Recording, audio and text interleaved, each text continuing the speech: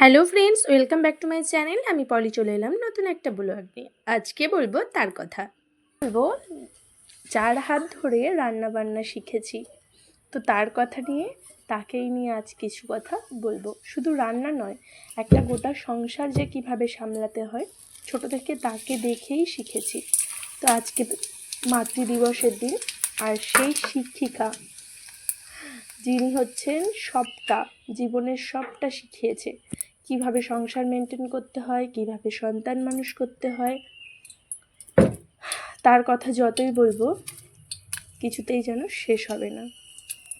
তো আজকে মাতৃদিবস, সব পৃথিবীর সকল মায়েদের জানাই মাতৃদিবসের অনেক অনেক শুভেচ্ছা।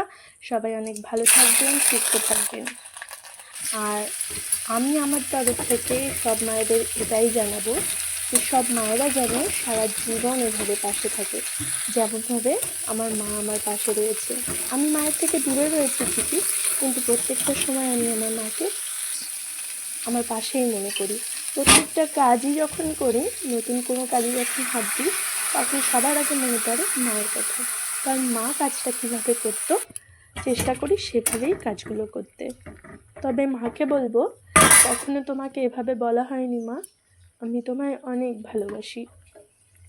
তবে এই আজকের এই পৃথিবীতে চারিদিকে প্রচুর মানুষ মা, তুমিও আছো হয়তো একটু দূরে, কিন্তু আজকে বুঝতে পারি এই পৃথিবীতে যদি কেউ ভালোবেসে থাকে, সব থেকে বেশি ভালোবেসে থাকে, সেটা তুমিই ছিলে মা।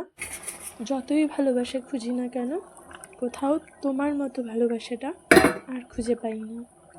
আজকের দিনে দাঁড়িয়ে মনে হয় ভালোবাসাকে ভিক্ষা করতে হয়,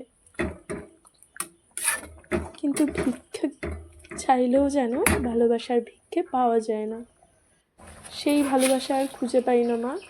তাই যতক্ষণ তোমার কাছে গিয়ে থাকার সুযোগ হয়, সেই সময়টা মনে হয় যেন জীবনের সেরা জীবন, সময়।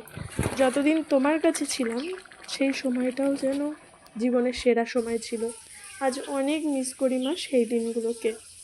অনেক ভালো থাকো মা, তুমি সব সময় ভালো থেকো। তুমি যেন সবসময় এভাবেই আমাদের পাশে